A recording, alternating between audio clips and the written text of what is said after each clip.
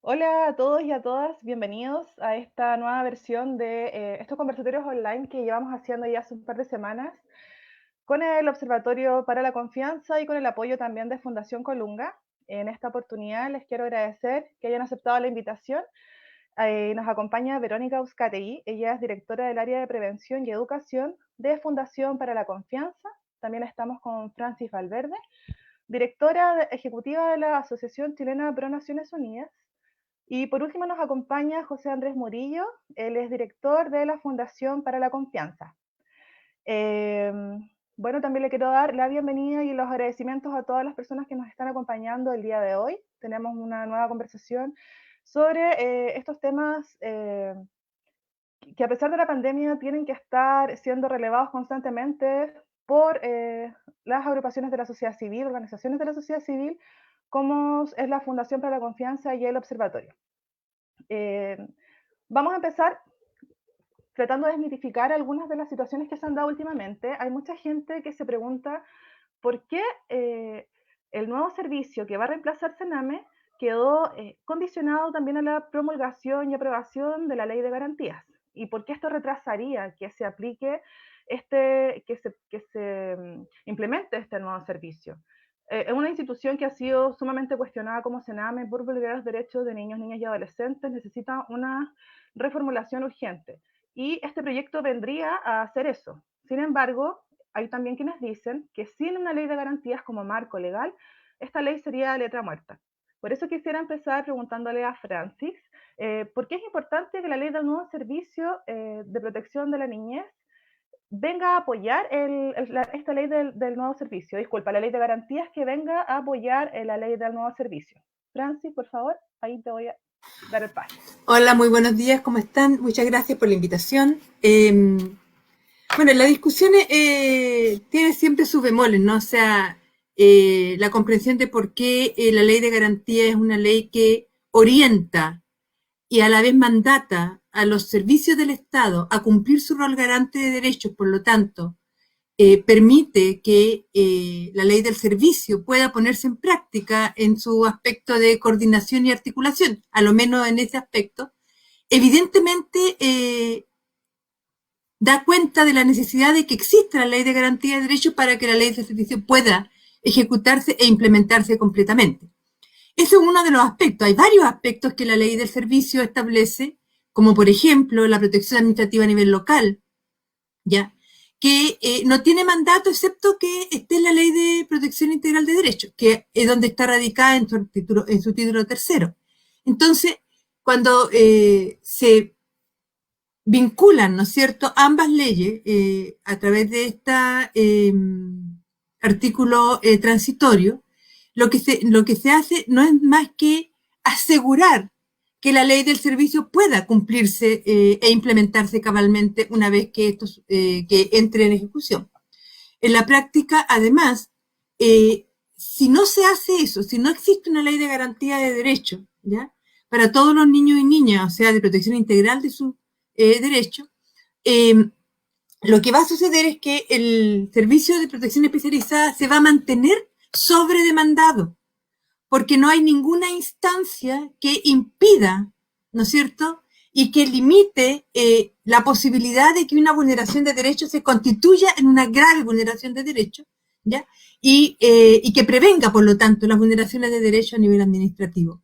Y eso es clave desde la perspectiva del desarrollo de niños y niñas. O sea, el desafío que tenemos como sociedad, ¿no es cierto?, es asegurar que todo niño y niña en nuestro país no va a ser vulnerado en sus derechos. Y el servicio especializado existe para cuando estos derechos han sido gravemente vulnerados, por eso protección especializada. Por lo tanto, si no existe la ley, tampoco el servicio va a poder responder de manera eficiente a el mandato que tiene como ley, que es proteger de manera eficiente y eficaz y restituir derechos a todos los niños que le han sido gravemente vulnerados. Entonces, en síntesis, es relevante que para que la ley del servicio pueda implementarse de manera adecuada en el mandato que tiene, más allá de que una puede tenerle discusiones de lo adecuado o no de algunos artículos, más allá de eso, tal cual está, para que pueda realmente implementarse, se requiere que exista una ley de protección integral de derechos de modo tal que asegure por una parte, que el servicio cuenta con todas las condiciones para poder ejercer su mandato establecido en la ley, y por otra parte, que la sociedad como un todo se preocupa de que ningún niño y niña sea gravemente vulnerado a sus derechos, porque va a haber protección y prevención establecida de manera universal para todos los niños y niñas que habitan el país. Muchas gracias, Francis, por tu respuesta. José Andrés, me gustaría también escuchar cuál es tu percepción con respecto a esta necesidad de que ambas leyes sean promulgadas o no en conjunto para que esto signifique un cambio efectivo y real en la vida de los niños, niñas y adolescentes del país. Sí, bueno, muchas gracias por la invitación a esta fundación tan querida. ¿No? Ya, la Francis además dice gracias por la invitación, pero ya es parte, ¿no? Como la Francis Yachnou ya es parte del inventario ¿no? de esta vocería que tenemos, ¿no? Y esta discusión también yo creo que es fundamental poder problematizar, ojalá, desde un punto de vista amplio, macro, ¿no? Hemos visto en estos días que han surgido algunas voces disidentes de la Ley de Protección Integral de los Derechos del Niño. He tratado de entender de dónde viene, he tratado de entender, de leer las columnas, de ver algunos videos, y bueno, quizás más adelante dentro de esta discusión podamos tocar algunos de esos puntos, pero como escribí en una columna hace ya probablemente no sé si un año o 2 años, hay que tener cuidado con poner la carreta delante de los bueyes, como dice el dicho, viejo dicho popular, ¿no? En Chile, de no crear un servicio de protección especial sin un marco de protección universal, porque eso complica todo y además ya hace una distinción, que es lo que se ha venido haciendo en Chile, ¿no? Que los niños solamente existen en cuanto son objeto de problemas o generan problemas, ¿no? Y si no, como que no existieran. Y esos problemas son judicializados y entregados en algún tipo de cuidado especial, ¿no? Y como nos hemos dado cuenta de que sin un marco más general, las vulneraciones no solamente van a seguir continuando, porque como siempre decimos, ¿no? Es muy difícil, es prácticamente imposible asegurar a los niños que nunca más ningún niño va a ser víctima de algún tipo de vulneración.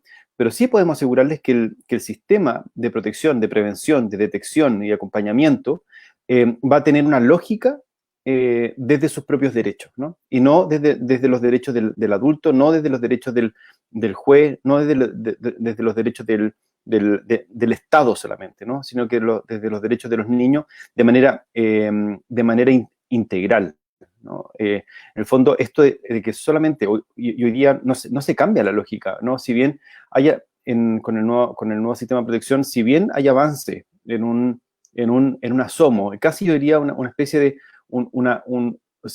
hay un coqueteo con un sistema de protección no judicial, no judicializado, administrativo, no hay una decisión firme, ¿no? Y decidida y integral y completa y estructural de generar sistemas de protección que no sean judicializadas, ¿no? Que sean flexibles, que se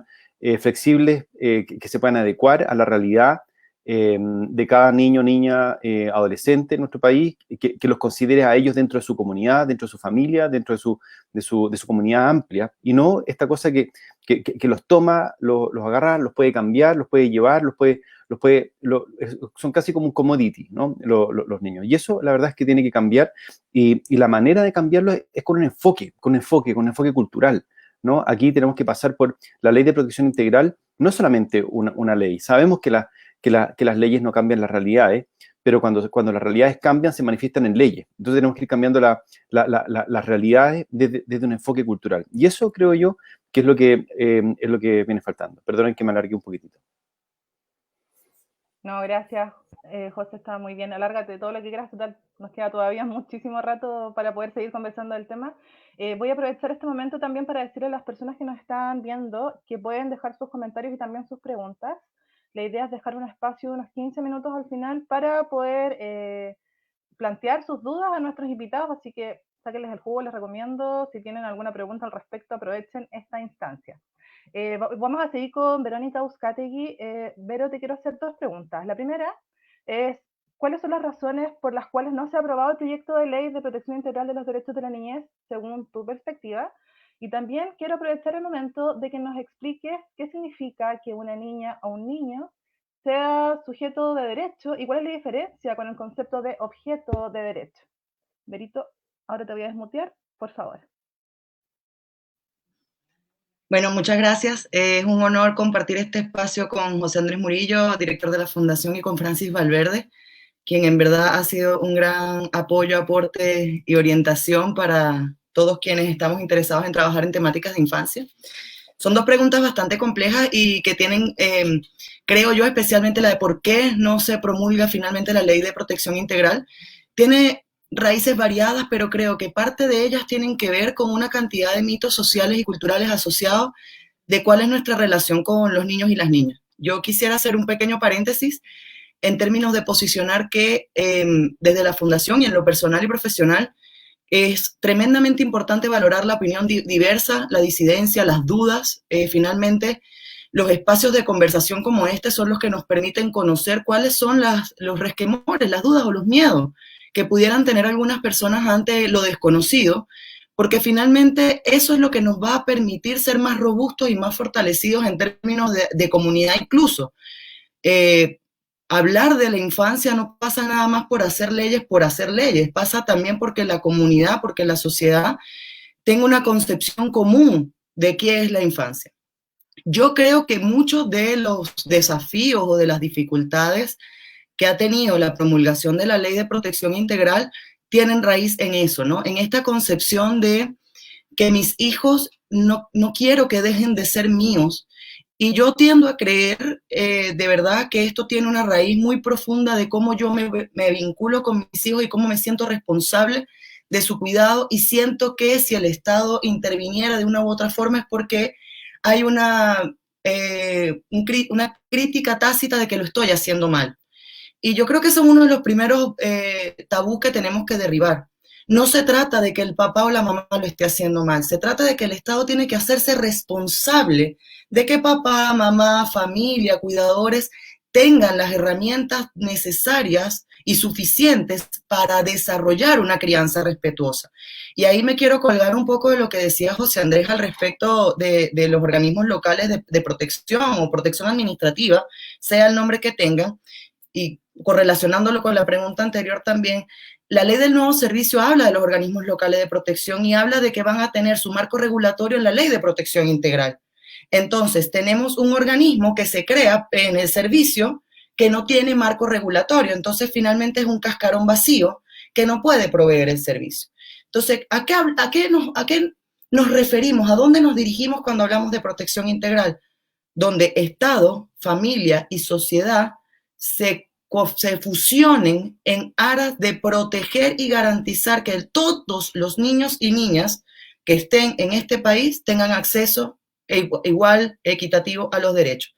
Entonces, yo creo que lo que ha dificultado que se promulgue la ley, entre muchas otras cosas, entre dificultades legislativas y otros temas, yo creo que tiene más que ver con eso, cómo yo me relaciono con los niños y qué creo que significa que el Estado participe de este proceso. Y la segunda pregunta, que tenía que ver qué significa ser sujeto de derecho. Aquí estamos hablando de las distinciones que hay entre el enfoque tutelar y el enfoque de derecho. Y para que sea súper claro, para que todos lo comprendamos, el enfoque, ahí Francis probablemente lo va a decir mucho mejor que yo y lo va a abordar mucho mejor que yo, pero en términos básicos significa, el enfoque tutelar tenía la mirada de el Estado solo interviene cuando el niño está en situación irregular. ¿Y qué era la situación irregular?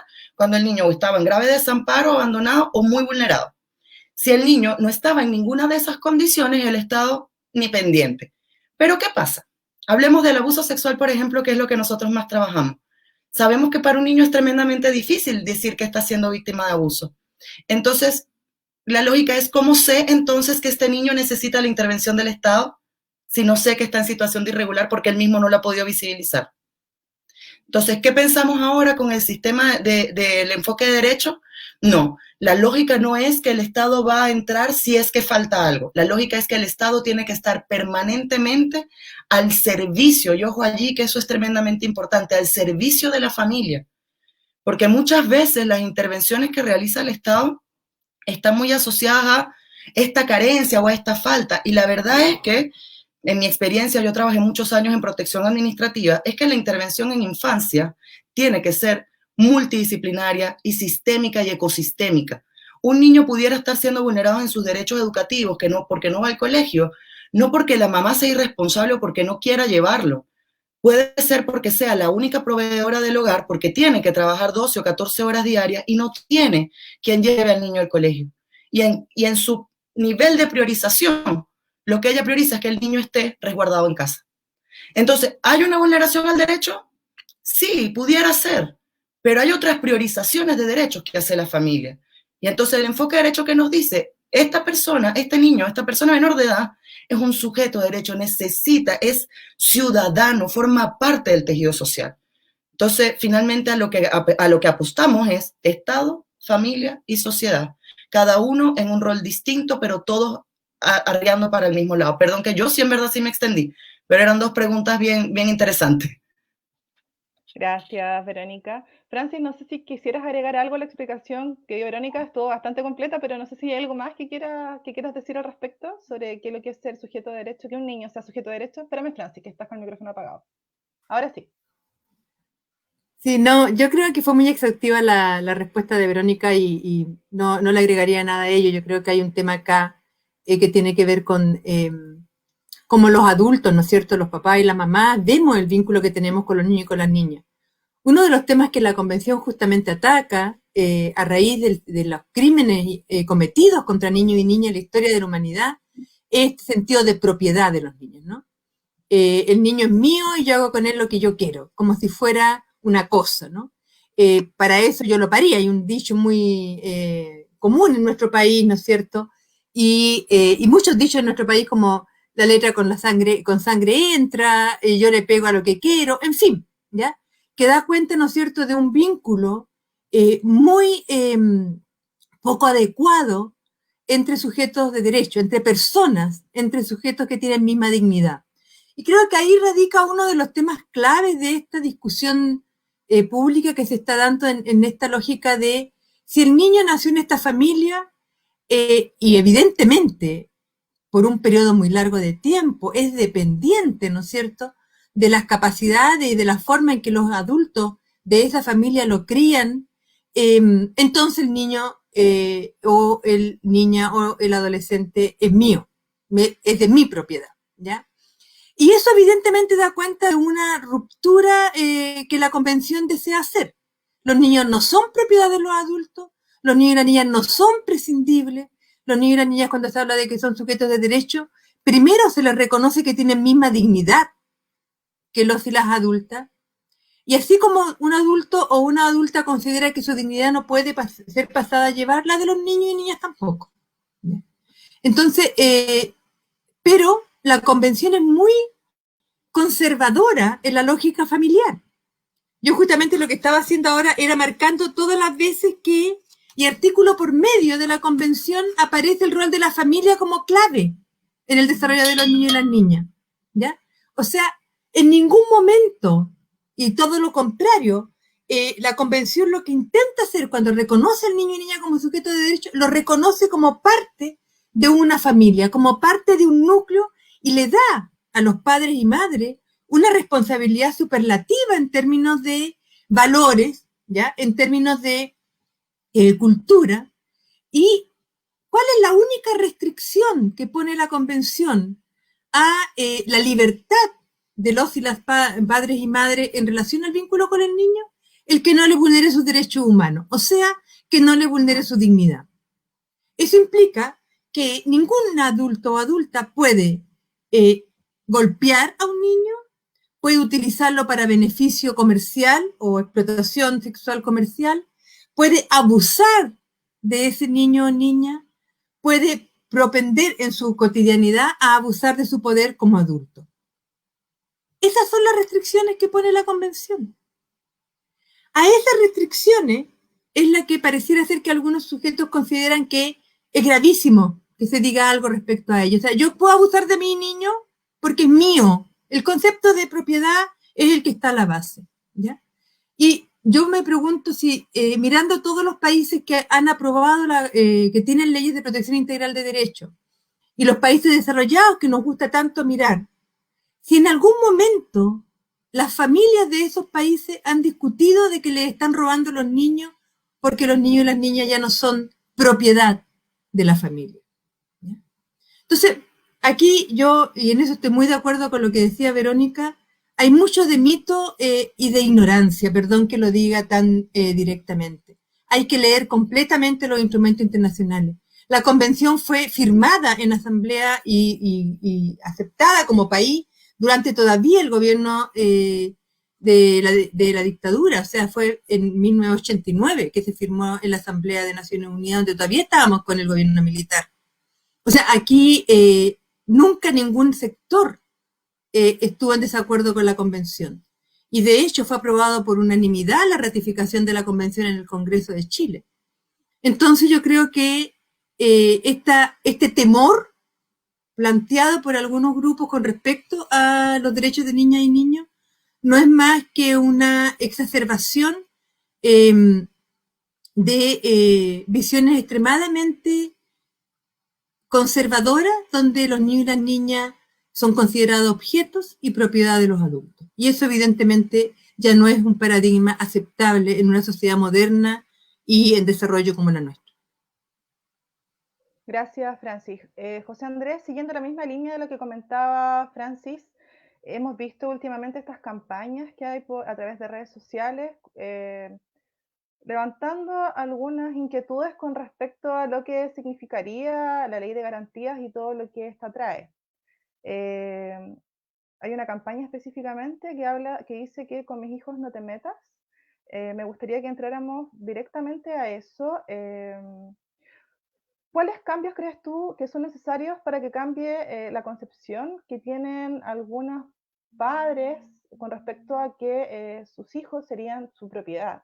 Y quisiera preguntarte también si esta problemática tiene que ver con el adultocentrismo imperante que todos sabemos que hace mucho tiempo, que es algo que mueve la relación que hay entre tanto las instituciones, los adultos y esa mirada que tenemos sobre la infancia. José Andrés. Ay, espérame que no te puedo. Uy, ahí sí, ahora sí. Ahora sí. Bueno, a mí me preocupa, la verdad, es lo que hay detrás de esta campaña de con mis hijos no te metas, porque ahí yo creo que estoy totalmente de acuerdo con la Francis, de que hay una concepción de que los niños son una propiedad. Me acuerdo en un momento tenía una conversación con un político muy conservador, pero que en el momento decía, con mis hijos no se metan porque mis hijos son mi propiedad más propia, ¿no? O sea, como, tus hijos no son tu propiedad, ¿no? Tú estás a cargo de tus hijos, ¿no? Tú eres responsable de tus hijos, tú eres responsable de garantizar que tus hijos vivan todos los derechos, pero no son tu propiedad. Y hay una sensación de que pareciera que los derechos son una amenaza. Y esto, ojo que lo pienso también en términos de derechos humanos en general. Los derechos humanos fueron consagrados de manera universal después del mayor desastre humanitario que ha vivido nuestro planeta, nuestra historia, que fue la Segunda Guerra Mundial, ¿no? Donde, como decía Hannah Arendt, hasta lo más impensable fue posible, ¿no? El ser humano es capaz de la barbarie más profunda cometida contra los demás, campos de concentración, bombardeos a la población civil, bomba atómica, tortura, ¿no? Fue posible. Todo eso que era impensable fue posible en el seno de la cultura occidental más, entre comillas, educada. Entonces, parece que era, y eso sigue siendo posible, y después de eso se proclama la Declaración Universal de los Derechos Humanos, en el que le pone coto al actuar humano, ¿no? Al actuar de las personas, ¿no? Porque, y probablemente, ¿para quién es una amenaza la Declaración Universal de los Derechos Humanos? Para aquellos que quieren utilizar a los otros, o que lo consideran a los otros unas cosas, que pueden ser torturables, pueden ser encarcelables, pueden ser eliminables o utilizables como un puro medio. Los derechos humanos son una amenaza para aquellos que consideran a sus semejantes como una cosa, ¿no? Y se da la misma lógica en este momento. A mí me parece una perversión inaceptable decir, utilizar los derechos de los niños como si fueran una amenaza, porque los niños van a poder hacer cualquier cosa, van a poder ir a las marchas, van a poder cambiarse de sexo, van a poder al final tener una autonomía progresiva. Porque ¿qué significa? Sino que a los 18 eran unas cosas, eran unas prehumanos, como lo consideraba la filosofía medieval, hasta que cumplen 18 años y se transforman en personas de un momento a otro desde una concepción absolutamente mágica, ¿no? Aquí yo quiero ser súper claro. Los derechos de los niños y la autonomía progresiva son una amenaza para aquellos que quieren considerar a los niños como una cosa a los cuales se les puede tratar como un objeto en todo sentido, y no es al revés, porque aquí hay una perversión, es decir, se dan vueltas los argumentos. Están diciendo que los derechos de los niños significa que ellos podrán ser tratados podrán ser víctimas de abuso, podrán ser abusados, pero en realidad es al contrario. Y aquí, y quiero de nuevo volver a Hannah Arendt, que ustedes saben que es una de mis filósofas favoritas, ¿no? Yo vengo del mundo de la filosofía y en uno de los libros más importantes de ella, que se llama Los orígenes del totalitarismo, que lo escribe el año 48, ¿no? Ella termina, el último párrafo del libro habla sobre la infancia, indirectamente habla sobre la infancia, ¿no? Y dice como en este mundo, en esta cultura occidental fue posible lo impensable de la violencia, como destruyendo la dignidad, y nos acostumbramos a eso, ¿no? Nos acostumbramos. Con cada nuevo nacido, dice, con cada niño que nace, con cada infancia, nace una nueva manera de ver y de concebir el mundo, ¿no? Y esa nueva manera de concebir el mundo, ojalá que se entienda esto, pero pone en cuestión mi manera de interpretarlo, ¿no? Y al ponerlo en cuestión, me obliga a tener un pensamiento crítico respecto de mí mismo también. Y eso nos cuesta. Y al asumir que los niños y las niñas y adolescentes tienen una nueva visión del mundo que probablemente me cuestiona, yo siento, desde un punto de vista probablemente básico, que cualquier cuestionamiento es una amenaza. Y ante las amenazas quiero eliminar. Y la primera eliminación justamente es la eliminación de los derechos.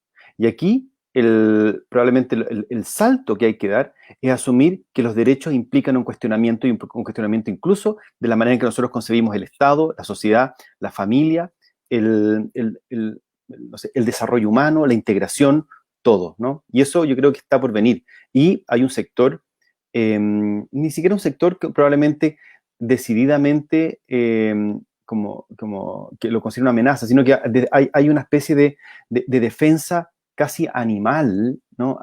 En que cualquier cuestión, y que viene probablemente de los miles y cientos de miles de años en que el ser humano tuvo que eliminar cualquier amenaza para poder sobrevivir. Entonces estamos en esa lógica, ¿no? Pero aquí tenemos que en una sociedad contemporánea, avanzada, una sociedad de derecho, en la que tomamos una decisión de respetar la dignidad y construirla a partir de un sistema de derechos humanos y también sistema de derechos de la niñez.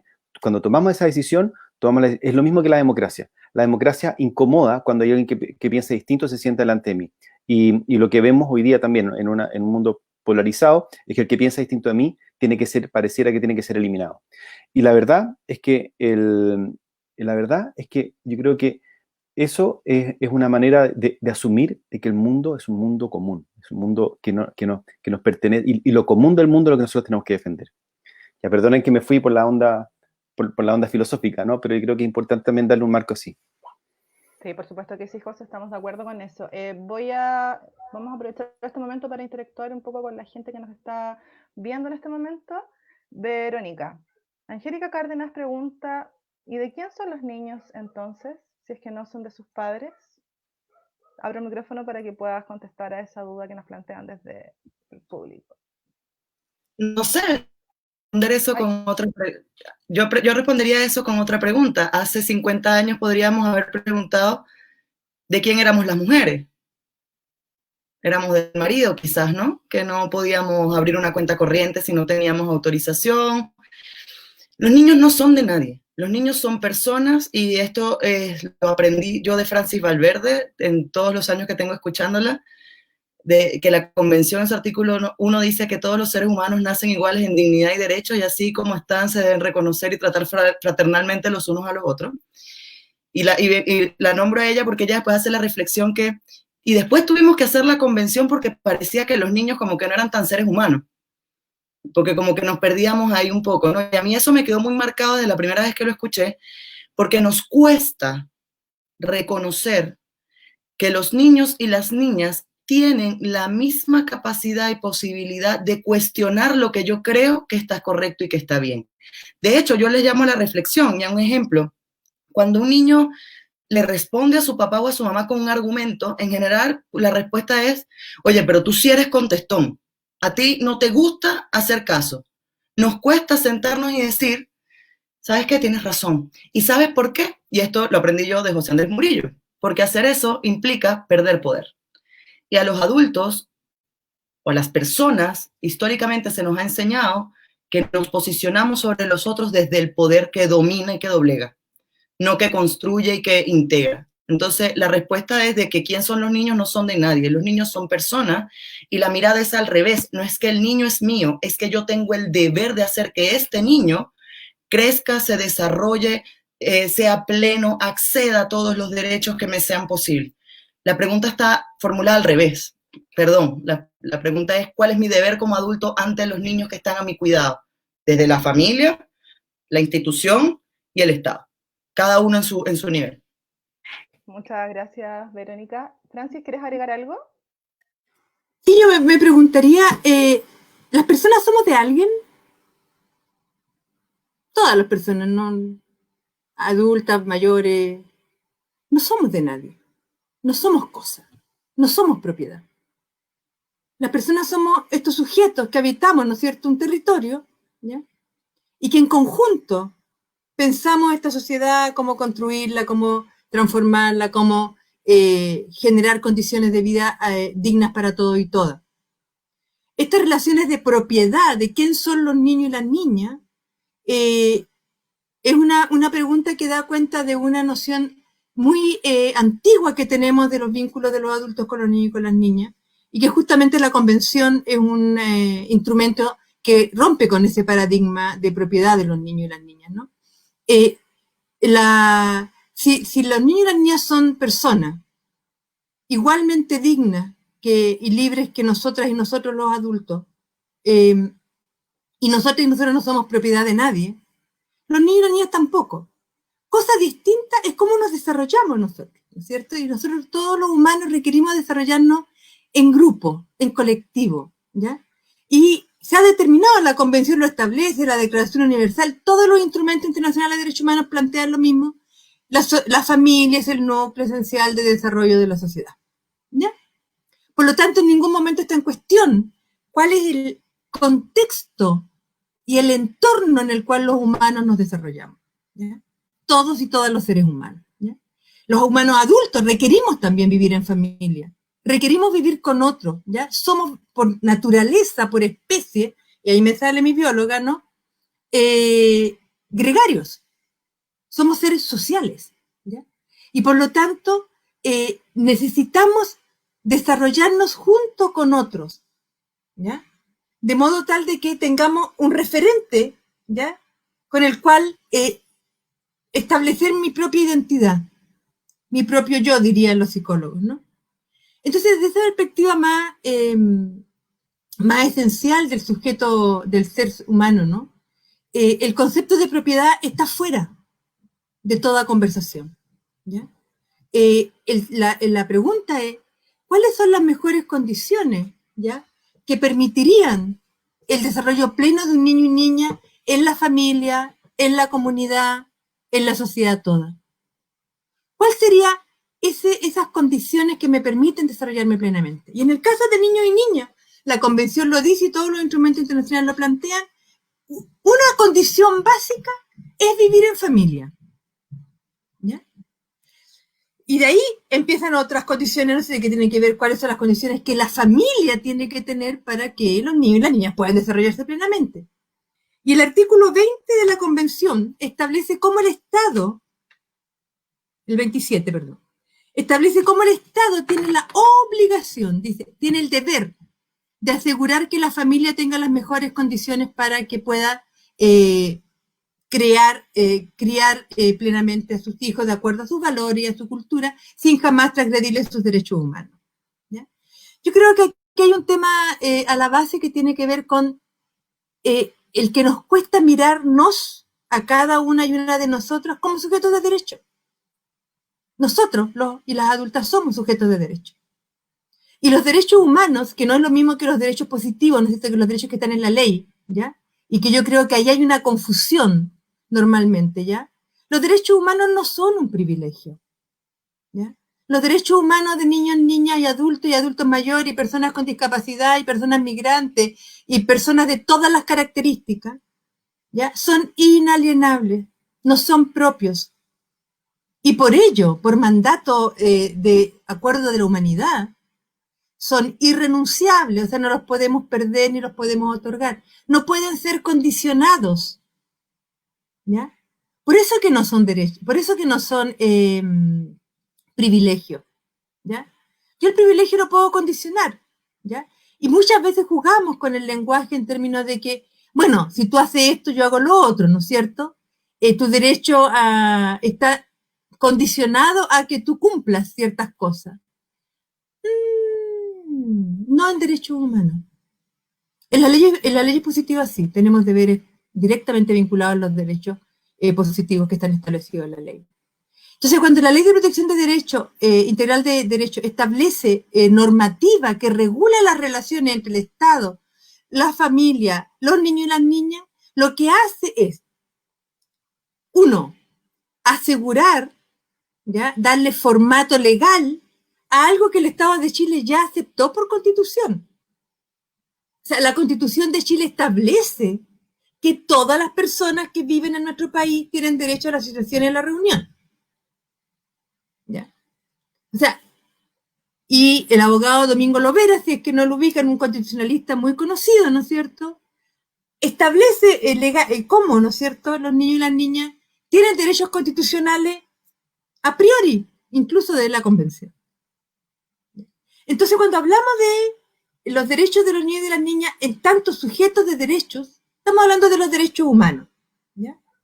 Y la Constitución y la Ley de Garantía también, ¿no es cierto?, en el proyecto de Ley de Garantía lo que establece es cómo se entiende que niños y niñas están en un proceso de desarrollo, y en este proceso de desarrollo, ¿ya?, van generando cada vez mayor autonomía en el ejercicio de sus derechos. Pero siempre tienen todos los derechos humanos, ¿ya? Solo que los pueden ejercer cada vez con mayor autonomía. ¿Y a quién se le da la principal tarea de orientar a los niños y las niñas? A la familia. Porque no hay otra mejor. Solo cuando la familia no lo puede hacer, el Estado debe ingresar. ¿Ya? Y por eso el niño y la niña es un sujeto público, porque el Estado tiene una obligación para con él y ella. Pero el Estado no se hace cargo de todos los niños y niñas, no, para eso está su familia. ¿Ya? Entonces, la noción de propiedad no está en ningún momento, en ningún instrumento internacional de derechos humanos cuando refiere a las personas y los sujetos de derecho. Gracias, Francis. También les quiero dar las gracias a todos los que nos están viendo ahora. Les cuento que desde Cerrillo, Vancouver, estamos llegando con este webinar. Y bueno, nos han llegado muchos saludos de que está muy interesante. Voy a volver luego a las preguntas del público, pero quiero profundizar un poco en lo que estaba hablando Francis con respecto a la autonomía progresiva y por qué este concepto es tan controversial y causa tanto temor en algunos sectores. No sé si alguno de ustedes quiere tomar esa pregunta, que me haga una seña, o si no yo ahí les doy el pase. ¿José? José. por favor. Me encantaría. No, solo muy breve. Pienso que hablar, si queremos hablar de los niños como propiedad, tenemos que derogar la Declaración Universal de los Derechos, de los Derechos Humanos. Y la verdad es que incluso derogándolo, y aquí me pongo metafísico, no lograríamos que una persona se constituya en una propiedad, porque es tal la violencia que se ejerce a un ser humano al considerarlo como una propiedad, como una cosa, que ella no estaría, no está ahí, ¿no? Perdón, tengo un visitante.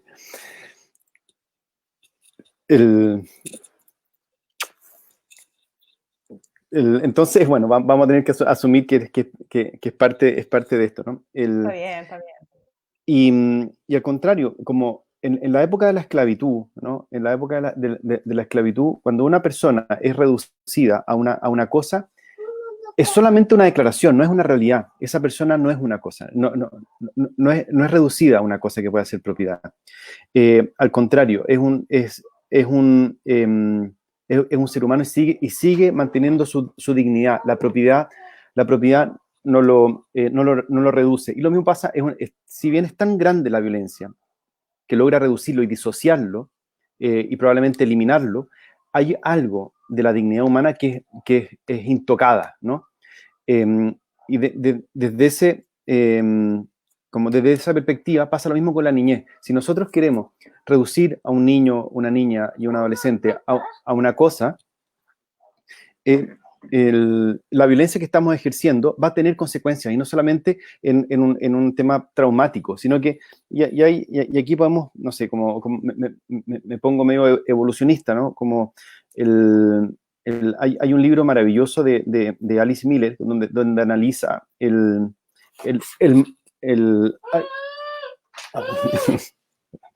donde analiza el maltrato y la violencia ejercida en la educación de los niños, ¿no? Y su mayor conclusión, creo yo, es que la violencia, incluso la violencia que se vivió en el siglo XX en el planeta, se debió a cómo nosotros violentamos y transformamos a los niños en objetos de violencia, hasta en la educación, ¿no? Por tu propio bien se llama el libro. Como personas, incluso con un enfoque de querer educar y tratar bien a los niños, los violenta, ¿no? Y esa violencia tiene consecuencias, porque un niño nunca y una persona nunca va a reducirse a una cosa, por suerte, ¿no? Las consecuencias finalmente que vamos a vivir al transformar,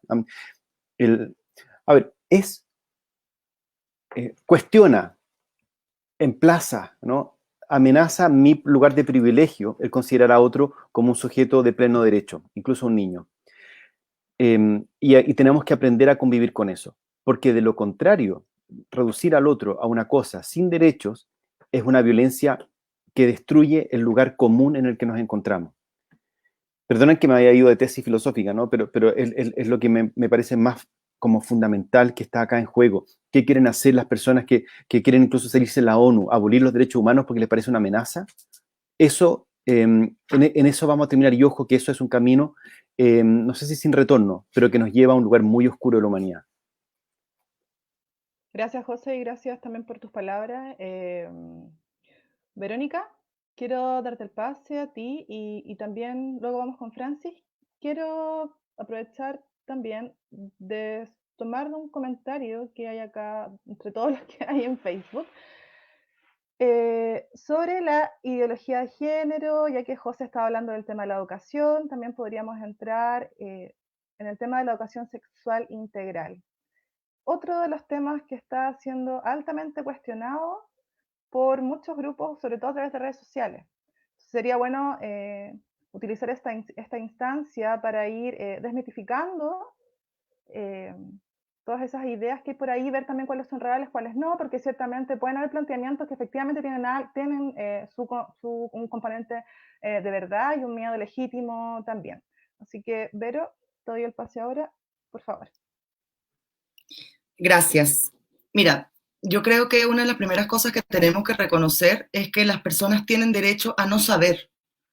Y a veces a nosotros conversamos y nos pasa, por ejemplo, cuando vamos a un médico que nos explica términos médicos que nosotros no entendemos y pareciera que el médico cree que nosotros tenemos que entender. Yo hablaría de la autonomía progresiva preguntándole a los papás si sus hijos de 17 son hoy los mismos niños que eran cuando tenían 3 años. La autonomía progresiva existe porque simplemente la gente crece, aprende, incorpora experiencias, se educa, tiene vivencias. La autonomía progresiva no es una cuestión que dependa de que nosotros la reconozcamos o no. La autonomía progresiva existe porque simplemente es una realidad y consiste en esta suma, compendio, colección de experiencias, vivencias, creencias, educación que se van incorporando en la vida de un niño. El niño, el hijo de José que está allí probablemente esté en una etapa de querer meter cosas en los enchufes, pero la hija mayor de José quizás no. Probablemente no, porque ella tiene una cantidad de experiencias que le hacen entender que eso le puede causar un daño. Entonces, la autonomía progresiva, la resistencia que podamos tener a ella, tiene que venir dada por cuál es el objeto que queremos proteger. Nuestro poder o el derecho del niño de crecer y desarrollarse en un contexto seguro y sano. Respecto a la ideología de género o diversidad de género, ahí yo quizás voy a ser un poquitín odiosa, pero realmente tampoco depende de que la gente lo quiera o no. La homosexualidad, el transgénero, los travestis, los asexuales, los bisexuales, los pansexuales han existido desde que el mundo es mundo. Lo que pasa es que nos hemos ido educando y hemos ido comprendiendo que si yo tengo un derecho, si yo tengo acceso a algo y José Andrés no, eso es un privilegio que yo tengo. Y resulta que todos los seres humanos deberíamos tener los mismos accesos y los mismos derechos que nos permitan las mismas libertades. Entonces, José hablaba hace un ratico de cuando existía la esclavitud y lamentablemente aún existe esclavitud. En Libia hay comercio de esclavos. Y nosotros, por ejemplo, mundialmente, que somos personas que creemos en la libertad, en los derechos humanos, deberíamos levantar la voz y decir, estas personas son personas, no son objetos. Y ese es el ejercicio y ese es el trabajo y por la razón por la cual existen los tratados internacionales. Porque las personas son capaces de situaciones y cuestiones terribles, pero la sociedad en su conjunto decidió que eso no iba a ser permitido. Entonces, respecto a la autonomía, existe, es simplemente comprender cuáles son sus extremos. Respecto a la identidad de género, es un proceso de educación, de comprensión, de internalización de que las personas merecen desarrollar su vida y sus libertades siempre y cuando no transgredan las libertades y la vida de los otros. Y eso que no se nos olvide, porque probablemente por ahí van a conversar al respecto de estos movimientos MAP, que hablan de los pedófilos que quieren ser reconocidos como parte de las diversidades sexuales. Allí hay un límite que es el daño que puede infringir en otro. Pero la verdad es que una relación homosexual, si yo tengo una relación homosexual con una persona adulta de mi misma edad, libremente, ahí no hay daño. Somos dos personas adultas tomando decisiones. Entonces sí hay límites y por eso es que también es tan importante reconocer a los niños como sujetos de derecho. Allí es donde está la cuestión, esto es para proteger, no para sacar a los niños de sus casas. Francis quería decir algo hace un rato ya. Sí, no, lo que pasa es que la autonomía progresiva ha producido un escozor impresionante. Yo tengo que reconocer que me ha sorprendido, ¿no? Este nivel de respuesta a un concepto que, como bien dice Verónica y antes planteó José Andrés, ¿no es cierto? Es un concepto casi de naturaleza, ¿no? Todos los humanos vamos desarrollando nuestra autonomía a medida que vamos teniendo más experiencia, más capacidades, más facultades, etcétera. Todos y todas requerimos, ¿no es cierto?, el poder contar con el apoyo de otros cuando tomamos determinadas decisiones porque o no comprendemos el impacto que tiene esa decisión en mi vida y en el resto, o no manejo toda la información. Un hecho que fue muy fuerte en su momento y que ahora, por ejemplo, estoy segura que todas las personas que tienen temor de que que el Estado le robe sus hijos, ¿no? O que los niños son propiedad, las mujeres estoy hablando, consideran absolutamente legítimo que ellas, en tanto mujeres, ¿ya?, adultas puedan tomar decisiones sin tener que pedirle permiso, autorización al padre, al marido o al hermano, ¿ya? Hombres, ¿ya? Que era el mandato que teníamos hace ni 50 años, hace 40 años atrás, ¿ya? El cambio de las capacidades y las potestades de la mujer es una evolución muy cercana en el tiempo en términos jurídicos, ¿ya? Reciente. Entonces, claro, muy reciente. Entonces, el desafío es pensar, ¿por qué nos produce tanto temor? ¿Por qué esta sensación de, oh, voy a perder toda posibilidad de educación? No, el temor es perder poder, ¿ya? Definitivamente, o sea, es que yo pueda imponer, que bueno, lo dijo un abogado, yo no podía creer lo que escuchaba el otro día en la comisión, ¿no? El deber de obediencia. Perdón, el deber de obediencia debiera ser una decisión personal que toma un sujeto con clara noción de por qué está cediendo su capacidad reflexiva para obedecer. Y hasta donde yo entiendo, los únicos que todavía tienen este mandato de deber de obediencia así como total son los curas ante el Papa, ¿ya? Y cuando juran estas cosas de que van a ser sacerdotes, y me imagino que las mujeres monjas también, juran obediencia, ¿ya? Que es atenerse a los mandatos de otros. ¿Eso queremos nosotros? ¿Que los niños y las niñas se atengan a los mandatos de otros? ¿Queremos que los niños y las niñas no puedan responder ante un abuso? ¿Porque un adulto lo dijo y dijo que era correcto? Estamos disponibles, nosotros los que tenemos tanto susto de que a los niños y las niñas se les quite esta obediencia total, de que a nuestros hijos e hijas se les pueda abusar porque por mandato de obediencia el adulto dice cosas correctas. Entonces yo creo que, claro, lo que está a la base, o lo que podría estar a la base, no puedo saber si está a la base, pero lo que podría estar a la base de esto, ¿no es cierto?, es que no todas las personas valen lo mismo. De que yo creo que hay humanos que valen menos que yo. Entre esos los niños y las niñas, por supuesto. ¿Ya? Y que a esos humanos no importa que le pasen cosas, total, no tienen la misma dignidad que tengo yo. O sea, me reconozco, ¿no es cierto?, con un poder por sobre otros. Y yo creo que ahí hay un tema clave. Cuando nos preguntamos por qué existe este principio de autonomía progresiva, ¿ya?, que además está súper acotado, el artículo 5 de la Convención lo acota mucho al mandato familiar. ¿Qué bien jurídico protege la autonomía progresiva en el niño y la niña?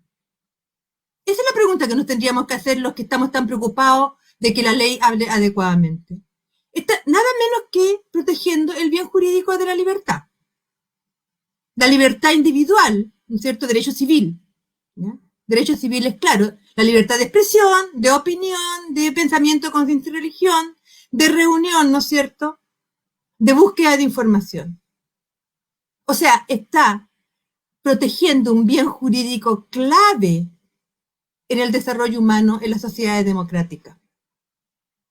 Y ese bien jurídico que está protegiendo, que son las libertades fundamentales, ¿ya?, y las garantías individuales, el tema que nos pone a nosotros nerviosos, los y las adultas que creemos que esto es muy peligroso, es que entonces no voy a poder yo definir qué libertades tiene el niño o la niña. Y ahí entonces entramos en otro nivel de conversación. Y es que yo quiero que ese niño o niña responda a mis mandatos. Y cuando yo quiero que responda a mis mandatos, entonces yo quiero que mi poder prevalezca por sobre la posibilidad del niño o la niña de expresarse, discutirme, analizar la realidad desde otra perspectiva. Pero lo que establece la Convención es que son justamente los padres y las madres los que van a orientar esa conversación, sin abusar de su poder. Eso es lo que está pidiendo. Que los adultos no abusemos del poder que tenemos, porque lo tenemos, los niños y las niñas dependen de nosotros, ¿ya?, pero no abusemos de ese poder. Y por lo tanto promovamos su autonomía para que se protejan. Todos los derechos de los niños y las niñas establecidos en la Convención son derechos que conllevan a la protección del niño y la niña en tanto sujeto de derecho. Ninguno va en la perspectiva de destruir al niño y la niña, todo lo contrario. Entonces el desafío que tenemos como adultos es entender bien de qué estamos hablando cuando hablamos de los derechos de los niños y las niñas y no tengamos susto, porque como los criamos nosotros, como están en nuestro seno familiar, vamos, ¿no es cierto?, a entregarle los valores y la cultura que nosotros consideramos es válida, pero sin minusvalorar a ningún otro ser humano, sin sentirse por sobre ningún otro ser humano. Y nosotros Gracias. sin sentirnos por sobre los niños y las niñas. Disculpe, me alargué, pero perdón. No, está bien, no hay ningún problema. Antes de pasar a una última ronda de preguntas, voy a seleccionar alguna pregunta de las que ha hecho el público. Creo que José probablemente quiere decir algo con respecto al tema del poder y este mandato. ¿Por qué nos produce tanto miedo perder este poder? Brevemente, José, si quisieras agregar algo. Solamente decir que la autonomía progresiva, y esto es un tema técnico, ¿no? Porque hay personas que están desinformando, ¿no? No deroga los bienes jurídicos protegidos, no hace que esté todo, porque algunos dicen como la autonomía progresiva implica que los niños estén sometidos o estén libres de cualquier daño o cualquier acción, ¿no? La irresponsabilidad. Claro, y es necesario decir que la indemnidad sexual y otros bienes jurídicos protegidos se mantienen intactos cuando hay autonomía progresiva, ¿no? La autonomía progresiva es evidentemente una manera de ir incorporándose desde la niñez hacia la adolescencia y la adultez, ¿no? Y es un poco evidente. Y ojo que hay que tener cuidado, creo yo, con como no intentar proponer de manera universal una catequesis que puede ser totalmente particular, ¿no? Porque además ha hecho mucho daño, ¿no? Ha hecho mucho daño esto y me cuesta entender, y probablemente es la lógica de la democracia, ¿no? Que nosotros tenemos miedo a que otros tengan derechos porque van a cuestionarme y al cuestionarme me expongo y al exponerme tengo que dar cuenta de mí mismo. Y uno tiene que dar cuenta también de uno mismo, tiene que ser responsable de uno mismo, ¿no? La casa ha sido durante mucho tiempo un lugar donde al parecer está todo permitido para el que tiene más poder que el papá, ¿no? El padre, el pater familia. Acuérdense que antiguamente, hasta hace muy poco, tenía incluso hasta el año 96, me parece, que en Chile, por el Código Civil, tenía derecho a corregir, es decir, golpear a los niños y a la mujer también, ¿no? Hasta hay una categoría incluso legal hasta que no hayan daños como una quebradura de hueso, ¿no? O sea, podía golpearla legalmente, tenía el derecho protegido por el Estado para golpear a la mujer y golpear a los niños hasta que no hubiese daños graves, ¿no? Pero podían pasar, no sé, creo, varios días en el hospital, un niño, una niña o una mujer, amparado por el Estado. Y eso me parece que es un peligro. Yo creo que no darnos cuenta de eso es un peligro. Yo creo que estamos avanzando.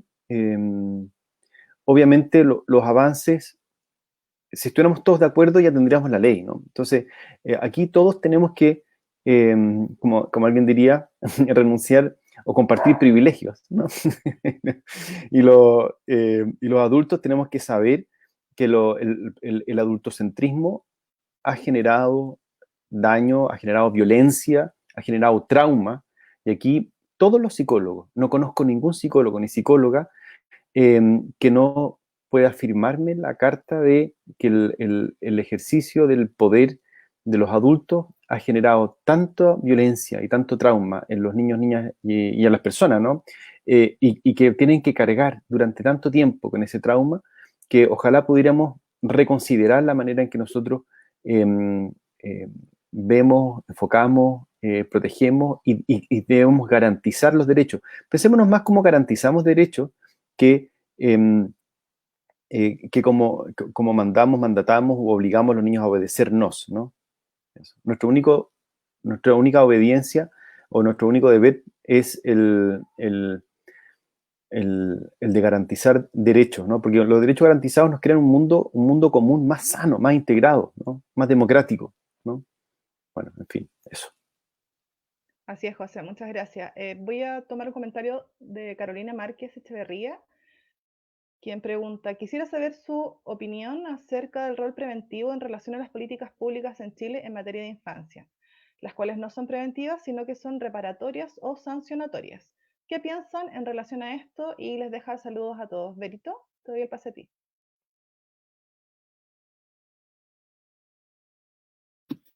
Es una pregunta maravillosa y muy difícil de contestar porque efectivamente, a ver, el sistema de reparación ante situaciones de maltrato grave, violencia, abuso, funciona y existe en términos de política pública. Es decir, contamos con una red, los PRM, Programa de Reparación de Maltrato, los DAN, Diagnóstico Ambulatorio, los PPF, los programas de atención a víctimas de delitos violentos, el CABAS, el CBS, todas estas organizaciones.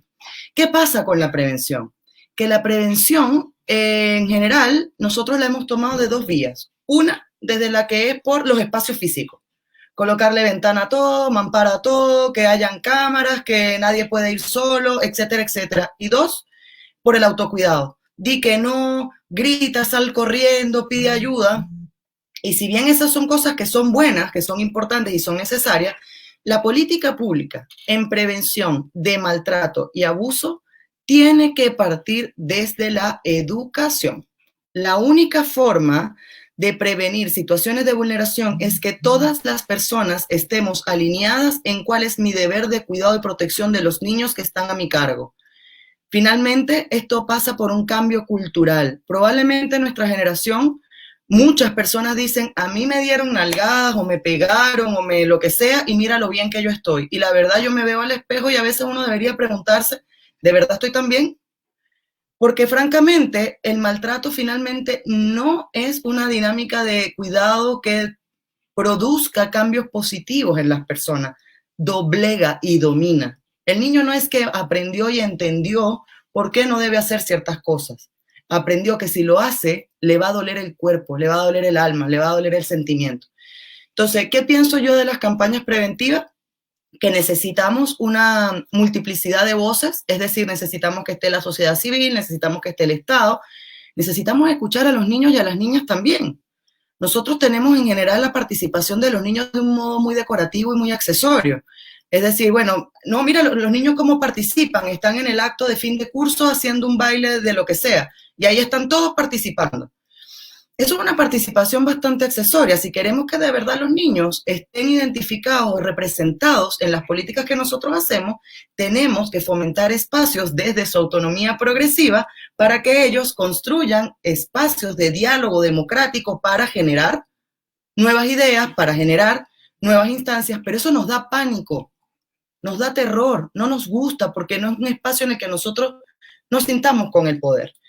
Entonces, yo creo que la política pública en términos reparatorios es absolutamente necesaria si sabemos que tenemos un país con los más altos índices de maltrato infantil, con un abuso sexual infantil súper transversal, pero la prevención, o sea, si de verdad, si queremos economizarle recursos al Estado, partamos por la prevención, porque va a haber menos gente utilizando recursos de intervención en salud. Eso. Muchas gracias, Verónica. Isaac Rebetlat dice, un gran déficit es que no se ha tomado en consideración el punto de vista de los niños, niñas y adolescentes durante todo el proceso de elaboración de la ley de garantías. Leo ese comentario porque me parece primordial que consideremos esto y sigo la línea de lo que estaba diciendo Berito. El tema de la participación de los niños y niñas y por qué esto nos causa tanto temor. Ya estamos cerrando, nos pasamos de la hora, llevamos 1 hora y 4 minutos. Les quiero agradecer a todos los que nos vieron durante este rato extenso. Espero que haya sido una conversación provechosa para ustedes. Y Francis, algunas palabras al cierre. No, solamente quería decir que en Chile en estricto rigor no existen políticas de prevención de vulneración de derechos, ¿ya? Desde la perspectiva de la seguridad humana, y lo que existe, sí, y con bastante recurso, es la seguridad ciudadana entendida como la evitación de la delincuencia, del delito, etcétera. no está pensada desde la seguridad humana, que es el contenido que tienen los derechos humanos, y es generar condiciones para que todos y todas nos sintamos libres, realizados y con las condiciones de desarrollo pleno que requerimos como seres humanos. Y ahí ya vamos a necesitar bastante menos policía, represión, leyes que impidan nuestra movilidad, etc. Y agradecer la oportunidad de haber estado con ustedes en este espacio. Y bueno, sigamos conversando porque esto todavía queda para rato. Gracias. Muchas gracias a ti, Francis, por aceptar la invitación. José. Sí. Bueno, solamente decir que como insistir en el que ser papá, ser mamá o que haya niños no significa que son propiedad, que son cosas. Formar o educar no significa doblegar. Doblegar es efectivo a corto plazo, como decía Laverito. Es verdad, los niños obedecen cuando se los golpean, pero se los daña, se maltrata, y las consecuencias son gigantescas, y lo vemos en la historia, ¿no? La historia, las páginas de sangre de la historia, de sangre política, tiene que ver también finalmente con la manera en que nosotros tratamos a los niños, niñas y adolescentes. Y en ese sentido, que otro tenga derechos no es una amenaza, ¿no? Tengo que hacerme cargo de que el otro tenga derechos, de que los niños tengan derechos, no amenaza mi lugar de poder, mi lugar de ser humano. Quizás sí amenaza mi lugar de privilegio ante otro, ¿no? Pero eso me exige también tener una mirada, una actitud, un despliegue existencial, incluyéndolo al otro, incluyendo a la otra persona, y especialmente al niño, niña y adolescente, y eso tiene un lugar acá, ¿no? Ojo, educar no es tener una cosa para doblegarla y que me haga caso, ¿no? Eso quería decir. Muchas gracias, José, también por aceptar la invitación. Y Verónica, unas palabras para terminar. Sí, yo solo quiero cerrar con que de verdad creo fervientemente, y la Fundación también cree, en que la diversidad, el debate, la divergencia de opiniones, los puntos de vista son todos necesarios y bienvenidos. Solo me gustaría hacer un llamado desde de mi experiencia personal y profesional a que nos alejemos de la intolerancia. La intolerancia es nefasta, fractura, quiebra, devasta hasta lo más profundo de una sociedad. Si bien podemos estar en desacuerdo en muchas cosas, yo creo que una de las pocas cosas en las que la humanidad pudiera estar de acuerdo es en que los niños merecen el cuidado y la protección y el reconocimiento de todos los demás. Y si en este punto podemos tener un punto en común, conversemos, debatamos, discutamos con argumento, con estudio, con análisis. Tengo miedo con reconocimiento, me da miedo que esto pase porque siento que puede pasar esto otro, y quizás eso va a sumarle maravillosamente bien a una ley robusta, fuerte, valiosa, que nos integra a todos. Mi llamado es ese, no a la intolerancia, no a la radicalización, no a la polarización, porque devasta a los países. Muchas gracias, Verónica. Sumándome a tus palabras también, como fundación, les quiero hacer una invitación a las personas que nos están viendo. Yo creo que sería muy interesante hacer el siguiente ejercicio. Les dejo abierto el correo del observatorio, que es observatorio@paralaconfianza.cl, para que ustedes puedan comunicarse con nosotros y plantearnos las dudas que tienen, las inquietudes, y podemos ir haciendo un trabajo conjunto, ir resolviendo esto. Como dice Verónica, esto me da miedo, ¿por qué va a pasar esto? Esto es así. Podemos ayudarles a contestar esas dudas. Para eso estamos acá nosotros, como organización de la sociedad civil. Por lo tanto, también pueden hacer sus preguntas a través del sitio web del observatorio, que es www.observatorioparalaconfianza.cl, y que esta instancia sea una instancia de participación. Nosotros somos parte de la sociedad civil, somos ciudadanos, y la idea es que todos podamos participar. Así que si ustedes tienen alguna duda o quieren plantear algún tema que podamos conversar en estos webinars que vamos a seguir realizando semana a semana, por supuesto que son muy bienvenidas sus sugerencias. Así que ahora ya son la 1:09, nos pasamos harto. Les agradezco a esas 60 personas que siguieron la conversación hasta el final y a los que tuvieron que irse antes también. Y les agradezco muchísimo a nuestros invitados. Nos vemos la próxima semana en otro episodio más de estos conversatorios. Que tengan una linda tarde. Chao, chao.